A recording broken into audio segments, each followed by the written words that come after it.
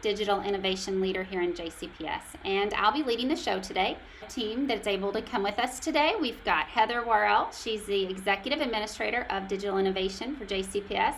Hi, Heather. We also have Kathleen Receiver. She's a Digital Innovation Leader as well in JCPS. And we have Dana Dowdy, who is a digital leader there in Graves County as well. Hello, Dana, how are you? And last but not least, we have our special guest today. We have Miss Rhonda Hedges and Miss Mary Dell Collins. Hello, how are you? They both work at Alfred Binet School here in JCPS, and they work with students that are with special needs, K through 21. So while you're watching today, make sure that you are in the live chat and that you communicate those questions with us. And if you don't have that ability to chat, make sure that you are logged in to YouTube and that you hit that subscribe button too so that you can get updates as well.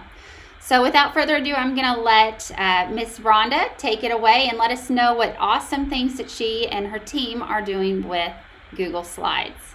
Okay, well, thank you so much, Elaine, and we're going to talk to you today about our literature curriculum.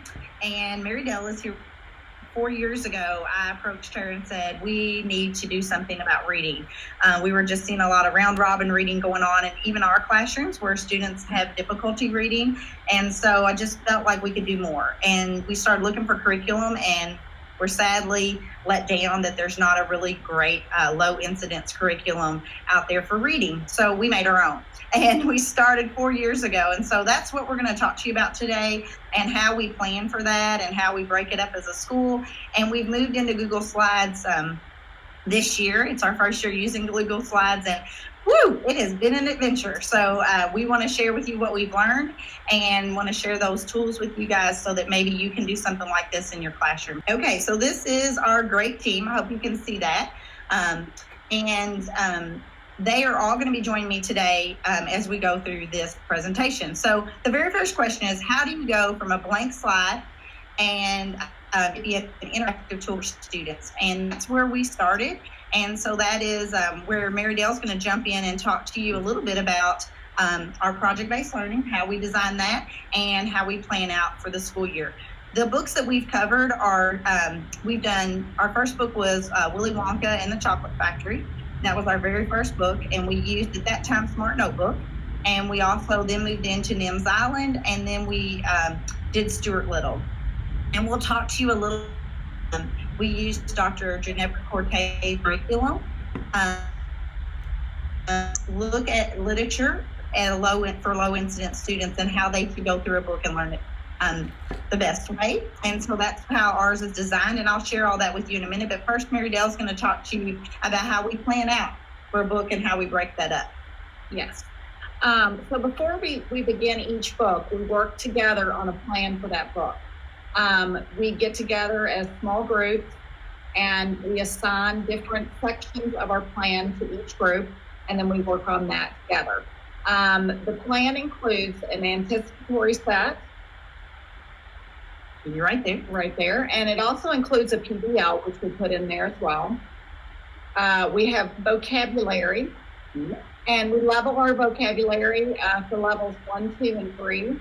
We have 3 vocabulary words for level 1, and then we have 5 for level 2, and we have 8 for level 3.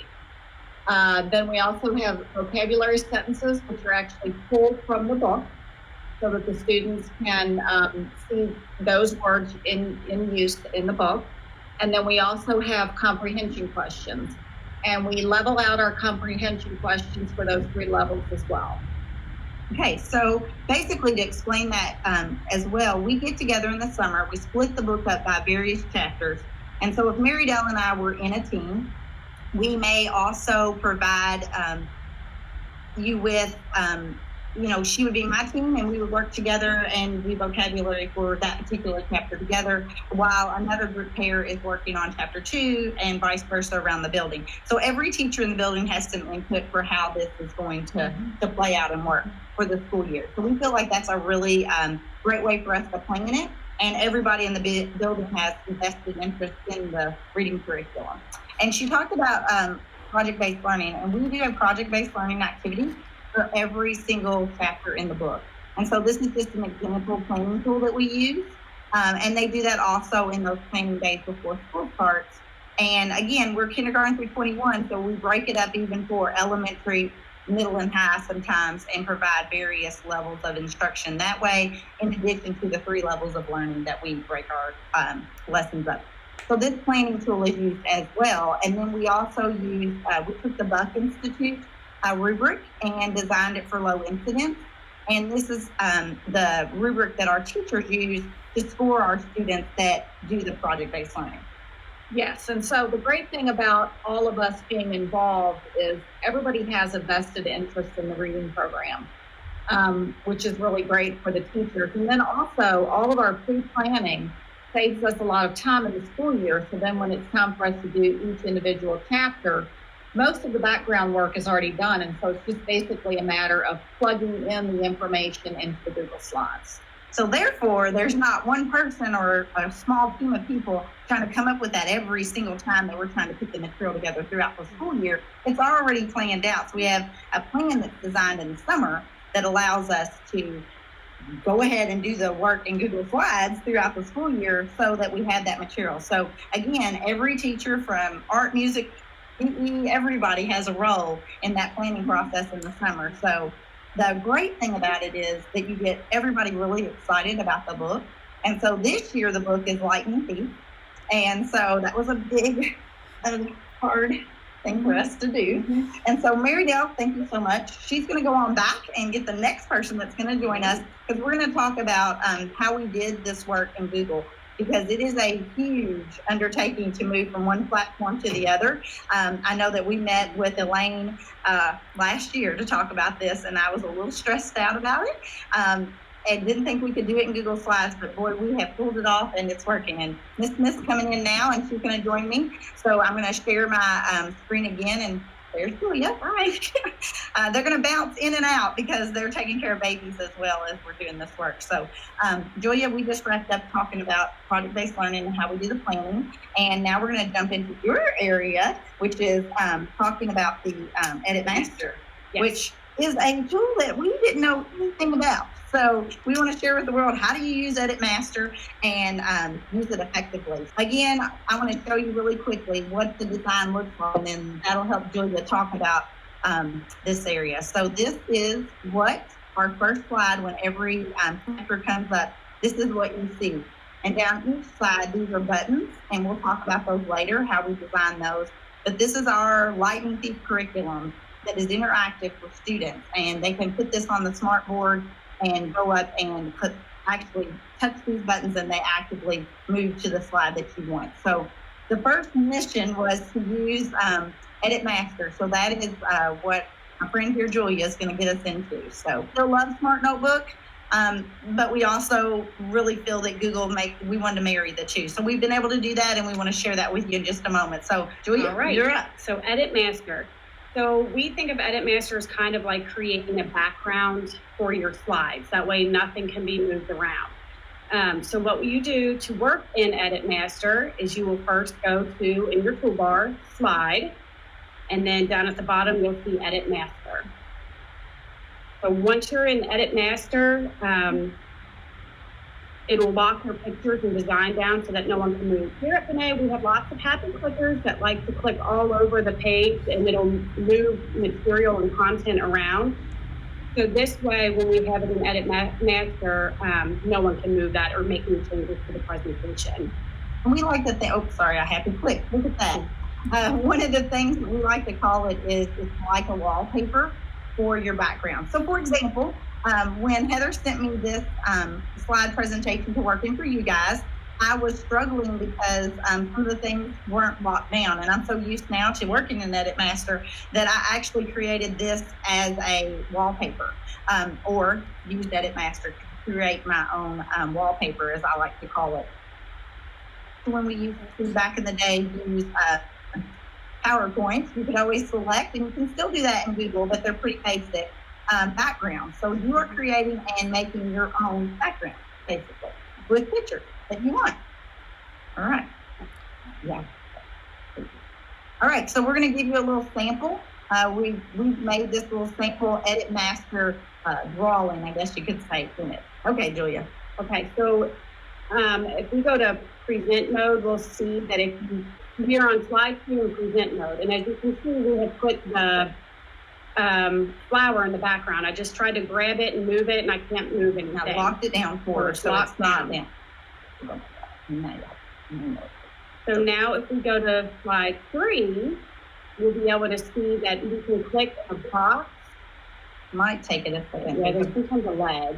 So if you see, these words are built on transition, and if you click in those would come in. But my flower is unmovable. So that is a background created in Edit Master. So it can't be moved around. Does that make sense, I hope? Yes. But basically that's becoming a wallpaper or the picture in the background. And when we were learning, I think we had to learn that in our heads too. I think, Julia, we talked about it and she was like, so it stays and nobody can move it and you can't.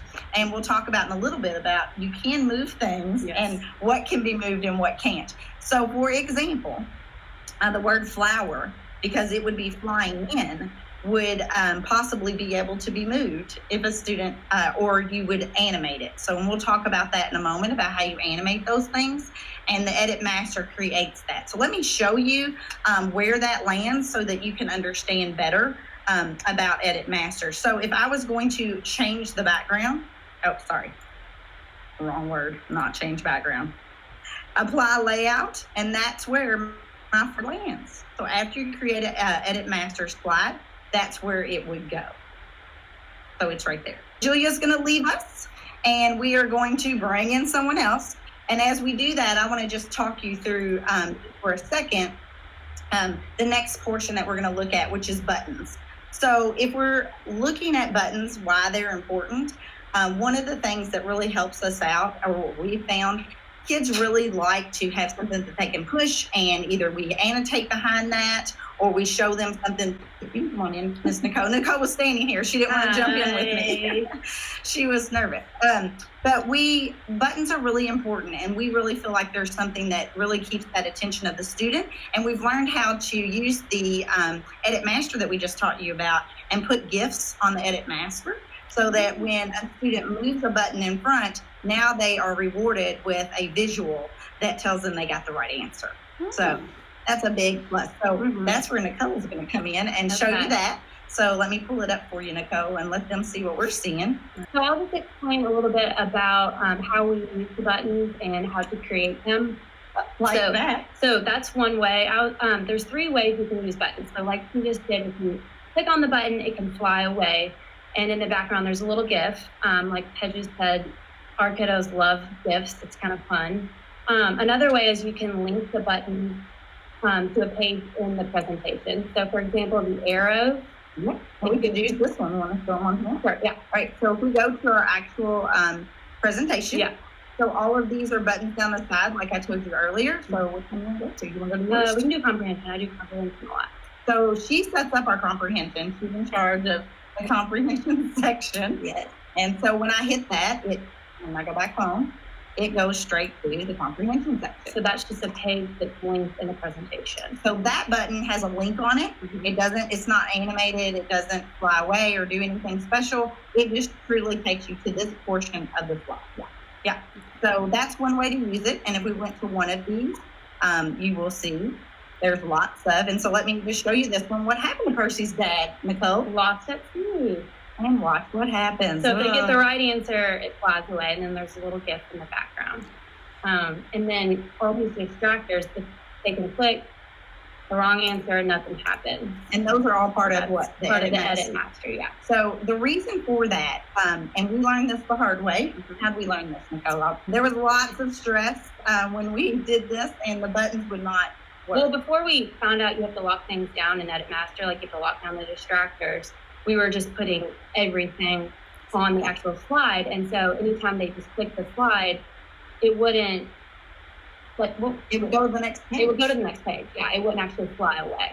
Yeah. So the most important thing is you have to lock down anything you do not want to be able to touch or move away. You have to put that in Edit Master. And the problem for us was in Smart Notebook, there's actually a button where you just lock your items down. And in Google, guess what? That doesn't exist.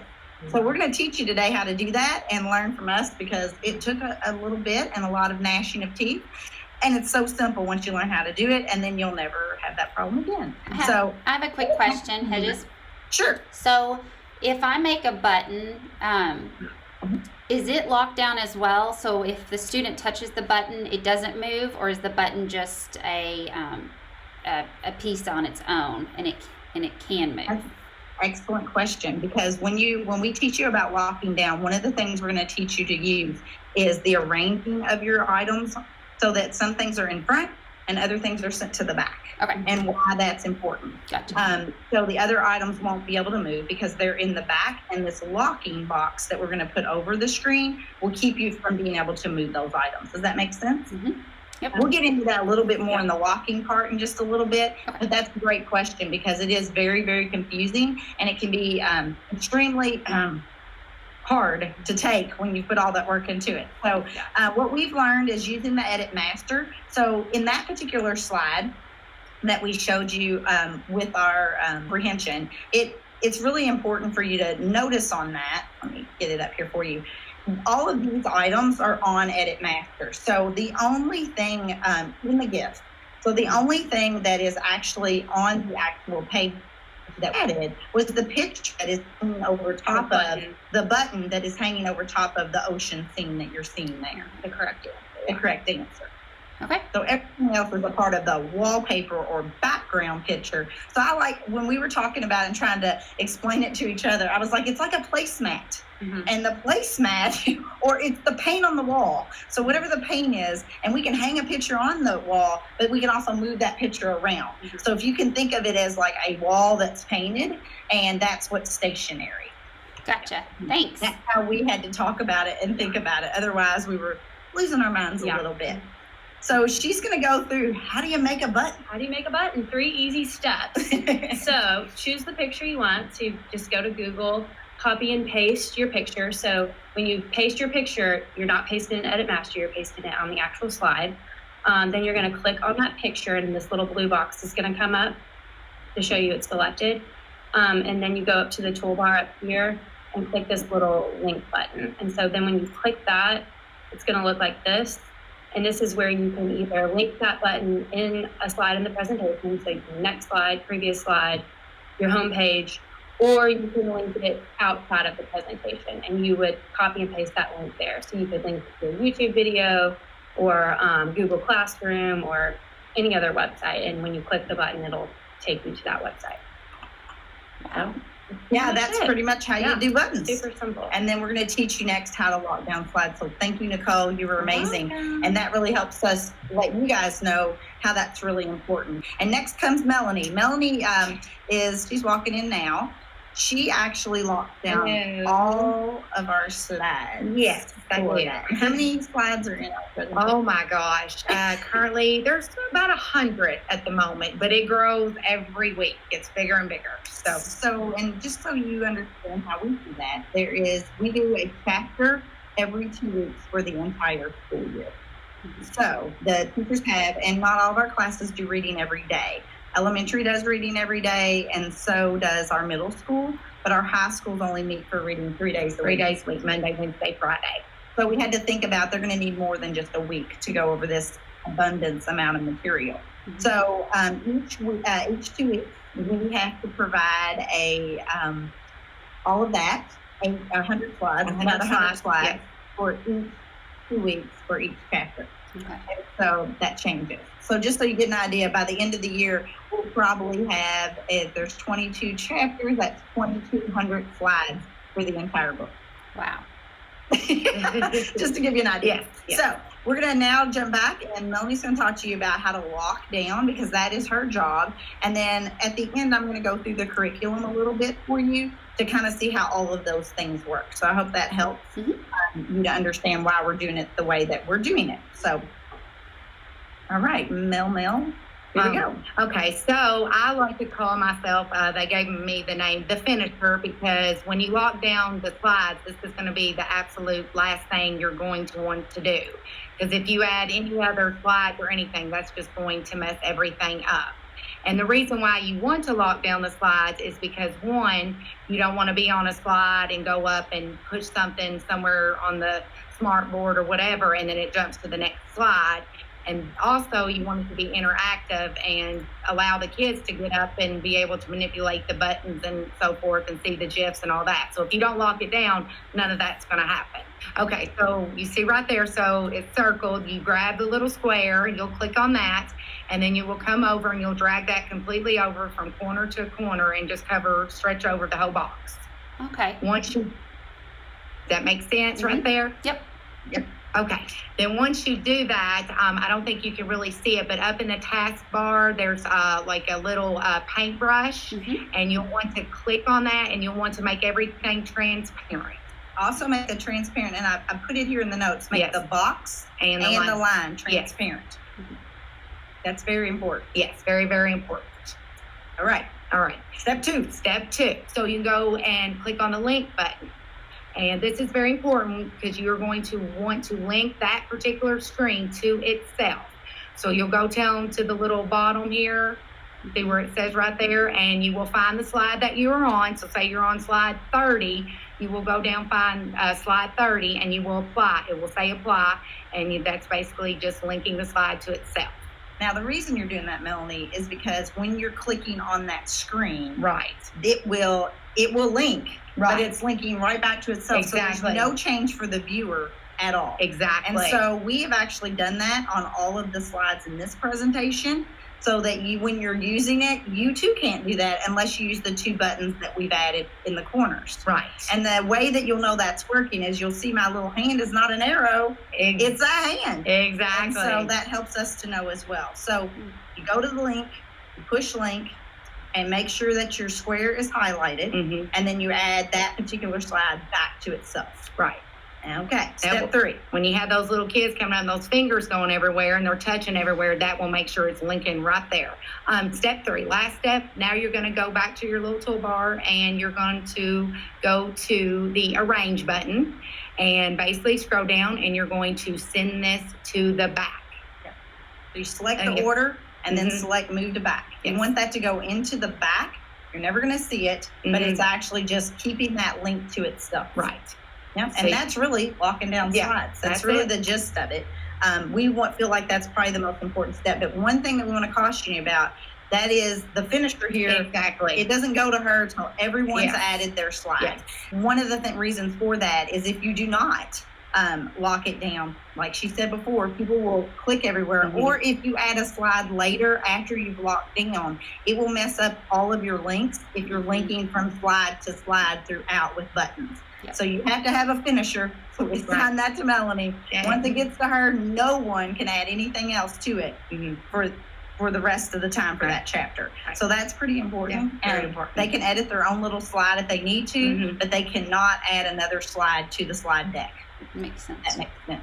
Okay. So the finisher makes that awesome. Bye, Thank finisher. you. Thank you so much. Thank you. Next is games. Matt's going to join me in a second, but I want to talk a little bit about how important the games are to students and just makes it very fun and involving for them to stay engaged in that process. We've determined that we're just going to be able to marry the two. So as you can see there, we have caused these two things to become one. And Matt's going to join me in just a second to show. And here he comes now. Here comes Matt. Hello. And he's going to talk a little bit about Smart Notebooks. So Matt, before we get started on them seeing this and what we've kind of done to involve that, I want them to see who you are. And Matt has been great. We used several different things with games. We are now able to use Smart Notebook, and we feel like that's working really well. And so we're able to use our friend again and marry these two tools. And so it's working out fine. Now, Matt, tell them how you use the games in your room, because the games are kind of something you can do at the end of the lesson, or maybe independent work for the students just to reinforce what they're learning. Absolutely. And it can also be a review. So when you go into your games, we have different things. We have matching, we have flashcards, we have a game show where the kids can come up and spin a wheel, and it has different point values and it brings up questions, and they like to compete and kind of get into a competition, but it's great for review too. And the kids really, really enjoy and they respond a lot better to some of this material that we do on the smart board using those games. Okay, so here we go. Let's tell them how to get there. All right, so when you go into Google Drive, you click on your waffle and you scroll all the way down. You'll have to click more, and the Smart Learning Suite will pop up. It's that little circle, purple circle with the blue sphere around it. Then once you go in there, you have... And sometimes it will make you do some login stuff the first Sure, time. yeah, you just need to sign in with your regular JCPS email and Google password. And it'll bring you in here, and you have the opportunity to either start with an assessment or start with an activity. And what we do when we create our games for our reading curriculum, we click on Start with an Activity. And once we click that, as you can see, you have different games. You have a fill in the blank, which you can type out your sentences and have your vocab words off to the side. And after you read the sentence, the kids are able to pick from a field and they can put their word in there. You also have Flip Out, which are flashcards, helps with memory and vocabulary. Some of my kids' personal favorite is the game show. You put in as many questions as you want, and kids can be split up into teams, and they'll come and spin the wheel. And these are the same games that they had in Smart Notebook before. Correct. And so that's really good. We were really excited to be able to get these same kinds of games. Absolutely. That we had used before, and the kids were missing that piece, I think, as well. They were. And you can add pictures and words depending on the level of kiddos. We use the pictures a lot, don't we, Matt? We do, absolutely. Our kids love the picture supports. Really helps them kind of tie in the word, because you can do vocabulary all day, but unless they can see it and tie it to some real world stuff, they have a tough time generalizing it. Okay, so this is just a sample picture of a matching game. And if this were live, you would click onto and you would match a picture to the vocab word. Right. Yeah. So that gives you an example. Now, we want to tell you how to save this because we were really stressed out. Elaine had showed us how to get to the Smart Suite and that she felt like the games were working, and we were so excited and we're like, great, let's use it. And then we hit a wall. And so we want to share this with you because we don't want you to hit the wall. So Matt, what happened? Right. So when you create your game in Smart Suite, as you know, everything you do in Google Drive saves automatically after you make edits. So what we found is that when you go to My Drive, it creates your own Smart Learning Suite folder. And after you create these games, they're automatically saved in that folder. So what we wanted to do was when we were finished with the game and ready to put it into our curriculum, we were able to go find it into My Drive. Yeah, but that didn't happen first, did it, Matt? You No. linked it, and then what happened? Right. We linked it, and when we tried to put the link in, it didn't really work. And so Matt's going, it's working fine. He's in his classroom and he is just like, oh, this is great. It's awesome. And Miss Nicole that you met earlier ran down here and said, Matt, you're stupid. It doesn't work. I can't get into this. And so they had a little bit of an argument, and Matt pulled up his computer and said, here it is. And she said, no, it's not. It's not working on mine. So what we found is it was saving it in My Drive. Yeah. So since I created the file, it's saved into My Drive and nobody else could have access to it. So what we were able to do is we were able to take it and put it in to the shared drive, into our Binet School drive. And then I could click on that, copy the link, and then put it into our presentation so everybody could use it. So you just have to be sure that when you create, it's going to be in your drive. So say I created it, it's in My Drive, Miss Nicole can't use it. You just have to move it, make a copy of it, or move the actual file to the shared drive. So that's just a little tidbit we learned, and one day of stress, knocked it out in an hour. People yelled at each other. It was all good. We hugged it out at the end. Hugged it out at the end. It was good. Hey, thank you so much for stopping in and All teaching right. us that. You're welcome. See y'all. Okay, so I'm going to go in and kind of talk to you a little bit about the next step, which is how to do the link. And someone's going to join me, another team member, and so I'm going to share out my screen for you guys again. And so one other thing that you have to do is we feel like it's really important that things are put in present mode. And one of the reasons for that is if you're sharing, and you all know this, but a lot of people don't know how to share something in present mode, and we didn't either. So we felt like we don't take that for granted that you might know. So we want to share that with you as well, because that was a huge hang up for us. I want to show you how we share a screen out. And again, Matt had shared with you how to copy that link. So present mode, if you're in the actual slide, you're all done. Your finisher's finished everything out. Everything's locked down and things are looking amazing. You can go in, of course, as you know, and share this link. You also want to make sure that you have given people rights. That's a really big deal. And so we share it so that everyone can have that. But also just make sure that you're copying that link. Well, one trick that we've learned is to open up a Google Sheet and copy that link in there. And when you do, it will look like this, and it will have the word edit in. And I often will make it pretty large so that I can see that, but it'll have edit number sign.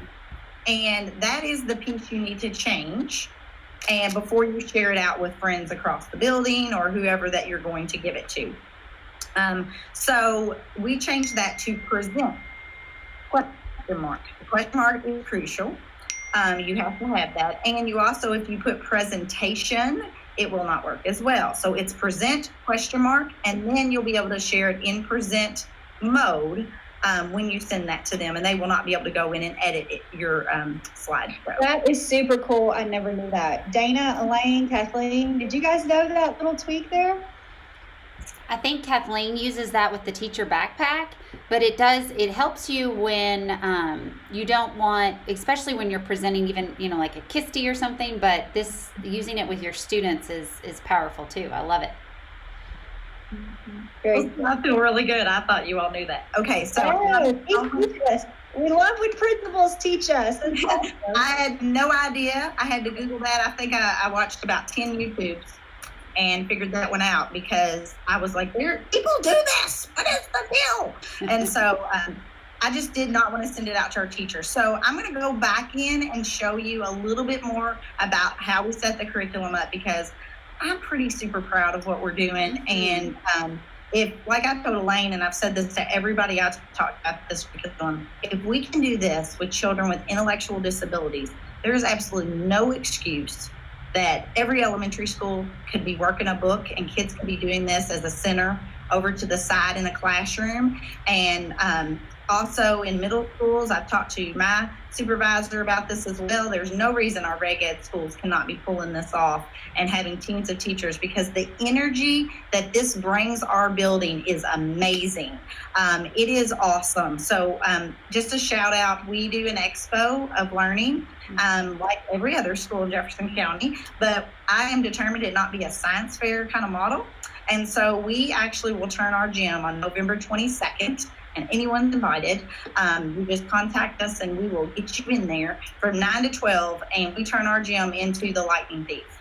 And you will go through all the project-based learning activities, and our children will teach the visitors about the project-based learning, and they will be engaged in those. And it is pretty remarkable, the our kiddos who have special needs, working with everybody as they come through that environment. So that's what I'm going to show you now, how they learn, and kind of walk you quickly through that curriculum, because what they've shared with you are all the tips and tricks, but I want to show you what the end product looks like, because we just kind of showed you just a snapshot. So just give me a second and I'll show you that, because I think it's pretty amazing. So I was just going to say, sometimes it's just the little things, like, and to add on to what she's doing, I can't wait to share this with reading teachers. It'd be a great way for teachers to collaborate across the district and create these things together, and I'm just looking forward to sharing it. So it's been great. Oh, great. Thank you so much. Well, here we are. Here's Lightning Thief. And I do believe this is chapter 3. I'm not real sure what I saved on here for you guys. So we'll find out. It's going to be like a big experiment here. So what they do first is go to the anticipatory set, and it is chapter 3. And there is an anticipatory set each week that they do, and that kind of gets the kids pumped up about. It's always a video. Most of the time it's a video. This particular video pops up, and in the chapter, it relates to the chapter. And it's about lighthouses. That's mentioned in the book. And so that really gets them fired up about what's getting ready to happen in that chapter. And there's always an activity, pictures for the video. They'll do some matching, and there'll be an activity. Then we always go back home. I always do next. I shouldn't do that, but you can always go back home. I want to talk a little bit about explore the text. So our students are not able to pick up a book and read it like everyone else. That's really hard for them. And the ones that can read are not able to comprehend. But several years ago, we were annotating text, which means we were putting pictures to every word. And I think people still do that out in the field for low incidence. And there's nothing wrong with it. It's just the research is not showing that with novels that they're able to comprehend any better with that material. But what they are finding is that movies are very impactful for children on the spectrum, and we all know that. So we actually make a movie for every chapter. So that's what Explore the Text is. And so when you go to that, we've made our own YouTube channel, and our teacher, our assistant principal, actually reads every single book. And we have a staff member that also puts pictures to it like a movie, an iMovie, and then we just upload that to YouTube. So it sounds Chapter like this. 3. Grover unexpectedly loses his pants. Poor Grover. Possession found. I ditched Grover as soon as we got to the bus terminal. So, I mean, I'm not going to make you watch that, but that's what they see. So if we go back to the chapter, they will watch that. Lightning Thief's a pretty intense book. I'm still a little shocked that we're pulling this off. It is a higher level book. We've never attacked a book that's this high. It's actually a 6th grade book. And so it has a lot of deep concepts in it. And so we've had to adapt a little, but our kids are loving this book. So we also have vocabulary. And in our building, what we believe in is there's 3 levels of learners in any classroom. So we differentiate everything on 3 levels. 1 is our lowest level, 3 being the highest level. So vocabulary is no different. And they're color-coded. And as you can see, they have different scripts. And I'm just scrolling through those quickly for you. But they have all the pictures go with that. And if you remember back to the planning document, those pictures are picked in the summer. So the person putting this section together just uses the pictures that the teachers picked out over the summer. So you see that picture of the guy panicking. That is a picture that the staff picked for that student. We also have different activities that they can do for vocabulary to engage with that. This goes out to what Matt was speaking about, the different games, and they're all on different levels, the matching and using the spinner activity. And then we also have a discrete trial training cards, definitions, classroom cards, and then just some more activity fun that they can do just around the vocabulary for that particular chapter. We also have comprehension. You saw this a little bit earlier. These are the questions that the students go through, and we showed you this earlier, and then they would just go to the next question. And those are all annotated for the student. And if you pick the wrong one, nothing happens. So it's errorless learning for our students. You might, in another school, have different items. It might say no or yes behind it. You could also do some really creative things with that. But we try to put fun a little bit like that for our kids. Hey, Rhonda, I'm here with teachers at working with them during their PLCs, and we're watching you right now. And we have a librarian in here, and we were just looking at it. So this is amazing work. And we're trying over here. This is great. This is our 4th book. So we've done 4 books with this. It is all based on Ginevra Cortade's curriculum about how to explore a book, the best way to teach children how to read. And she has a special ed background. She worked at the University of Louisville in the special ed department, has published several books. What's her name again? Dr. Ginevra Cortade. Okay. And she is also a co-author on the ELSB reading curriculum. So she just researched reading a lot. And so her work is what we base this entire curriculum off of. What she says is good technology to use or good ways to do that with students. We had invited her over to see our book, and she was blown away. She loved it. Well, this is great. Thanks for sharing today. Thank you. And we also have character development. And as we add characters, this changes. There are 3 levels of learning for those as well. And then we add characters throughout the year to keep it spiced up. And then we also have some other common core connections and some things. But it's pretty intense, and there's a lot in here. Like we said, there's about 100 slides. And we really, really, really believe that if we can do it, anyone can do this. Mm-hmm. So that's about all I can show you. That's about the gist of our happiness over here. And really, the culminating event, like all roads, all of that hard work leads to this amazing culminating event. And I just put it in my calendar for November 22nd. So I'm going to try to make it out this year for sure.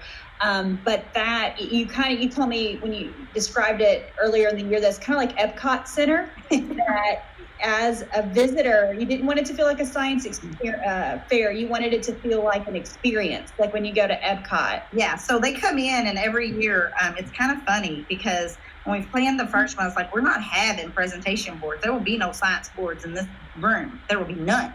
And so they were like, looking at me. And I said, no science fair. And so we are going to have, it's going to be an experience. So every year we let people in sections, kind of like you do in Epcot, kind of like a ride, and you come in as a group, and then you come to the center. There's a video that our kids do for you, welcoming you to the book. And then our goal is every year to be by chapter 6 in the book by the time we do the expo. And then Family Day is our next big day. So we do it with you guys as guests with the first 6 chapters. And then at the end of the year in May, we have a family day, the day before Derby. When everybody's having their Pee Wee Derbies, we do Pee Wee Derby, and then we do a day events around the book. So we'll do games and fun with our parents, and they come in, and so that's kind of everything we've learned for the whole year. So, and you also turn your whole school into the book.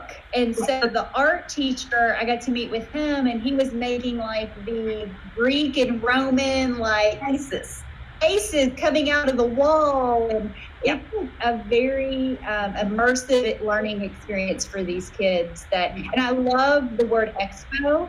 I think that's a really cool way of thinking about this culminating event. But just stellar leadership. I mean, you've passed this instructional vision, and I just did a tweet about you and just how, principal is digitally agile. And that's what you've had to become. You had to, you've been using SMART, and now you're trying to figure out how to use Google Slides, and you're watching videos, and you've become more digitally agile with Google Slides this year as the key. I mean, you're really the lead instructional person in the building, which is what we want, the lead learner, the instructional leader, and nobody does it better than you. So kudos to you. Rest of the team, anything you want to add? I just want to say how amazing this was. And I love how your team worked together so well to create this. It really shows your dedication to it, and it's just truly awesome. Thank you. Well, I'll tell you something that's really cool. We have about 36 or so classified assistants, and they love doing the artwork and getting really into that.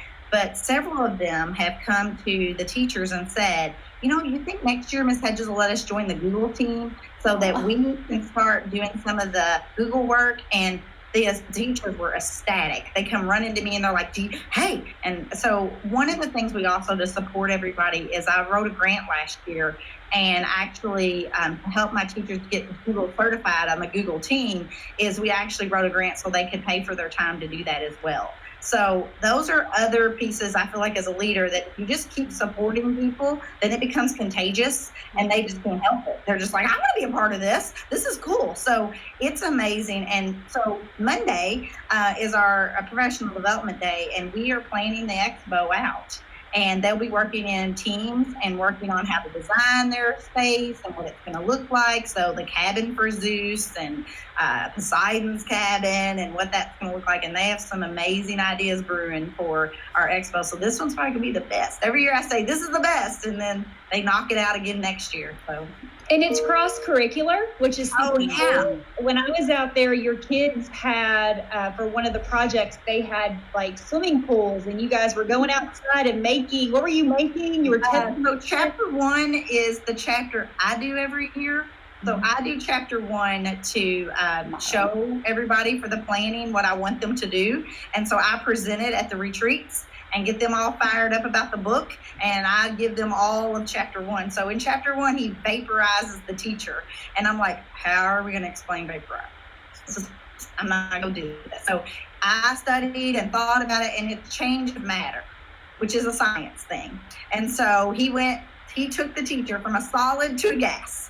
And so how do we explain vaporize? That's exactly what happened. So they did a bunch of activities around understanding what vaporize meant. And then I kept thinking, what would be really fun? And so a lot of physics departments across the nation take pools of oobleck, which is cornstarch and water, and they run bicycles across them or they dance on it, because when you apply pressure to that, it will stay a solid. but if you stand still, it becomes a liquid. And so anybody that's done an elementary lesson on Dr. Seuss's oobleck, that's what it is. And so we made a baby pool of it, and the kids all got to go out and determine whether it was a solid or liquid. And that renders backpack artifact. That's right, baby. I don't even have to think about it. So everybody has awesome backpack entries and project-based learnings going on. And the really cool thing about it is we also use, and I didn't even talk about this, we use Jamboard for them to vote. So everybody was voting using Jamboard, and that was another tool that we were using just to see how we could do it. And the funniest part is a teacher erased the Jamboard voting on accident in the middle, and everybody was like, ah! But it was fine. It worked out. But Rhonda, one more time, tell our viewers about your students, your Okay. student population. our student population is kindergarten through 21. These are students that, if you're in a rural district, there may be one child that would be qualified to be at Binet. So our kids are the extreme behaviorally and academically. They are challenging, and they've had multiple school placements. A lot of our students maybe have lived in residential care and just really, really struggle academically. And so my goal is when they get here is to, we love our kids great. We do behavior awesome. But academically, I wanted that rigor to be just as strong as behavior. And so what better way to do it than through an awesome book and bringing the book alive? And so like right now, the 3 knitting ladies that are in the book are tape ladies in the hallway that are knitting, and they love that. And, if somebody bumps into them or they knock them over, we all work together to fix it. So it's no big deal, but it's something to look forward to. In fact, I have some students that, these are kids with cognitive challenges, and they are able to tell me from book 1, which was Charlie and the Chocolate Factory, they can tell you every detail because the way we laid the book out and the way it was interactive. So it's amazing to me. That was 4 years ago, and I can walk up to any kid that was here then and say, hey, who is those things? They're orange, and they were in that book about chocolate. The Oompa Loompas, are they here? And I'm like, no, they're not here. I just wanted to see if you knew. So it's amazing to me that they're just, it's working. I mean, we're moving the needle, and my test scores are improving. And that doesn't happen here. That's not supposed to happen here. And everybody's like, what are you doing? We're excited about learning. Yes. Amen. Amen. I love it. I love it. Rhonda, also I wanted to say that your culture in your school, just the ability to, everybody's on the same page. They're not all spinning their wheels like you said earlier. They're doing it together, and they're excited, and even the ones that don't have to do things, like you said, your assistants are wanting to do it too. So it's been amazing. It has, and I think it has changed. You can in any schools like this, you can get bogged down with the daily work, and when there's something fun and exciting going on, I think schools miss the opportunity to keep that energy going all year. And this keeps that energy going all year. And because that's what I wanted. I wanted everybody to be excited about it like I was. And I think schools need those events. And typically what they do is, it's family day is when everybody has a great day and is excited. Or it's Halloween or, something that's coming up. When in reality, if we could keep that going academically throughout the year, just imagine what a regular school could do with something like this. It blows me away. And it reminds me of Together You're Brilliant, and that way it's not just one teacher thinking of how to do all that and keep it all exciting. It's multiple teachers doing it. And they are, I'm telling you, it doesn't matter what barrier you throw at them, that Google group will figure it out. I mean, it was like the other day, we couldn't get that game to work, and they were like, we'll figure it out. And it wasn't going to stop them. It's like, we're going to have games if we have to get on there and record them ourselves. And so they they amaze me. And this year, Miss Hedges is doing absolutely nothing. They're doing it all. So that's awesome too. Yeah. Oh, I love it. I love it. Well, thank you, team, Miss Rhonda, and all of your team. Make sure that you thank them for us for coming on and sharing with us today. You can receive this on demand on the channel, so make sure that you subscribe, and so that you don't miss out on upcoming episodes that we have, and make sure that you that you create and connect all those good ideas to the hashtag on Twitter. And till next time, we'll see you later. Hey, bye.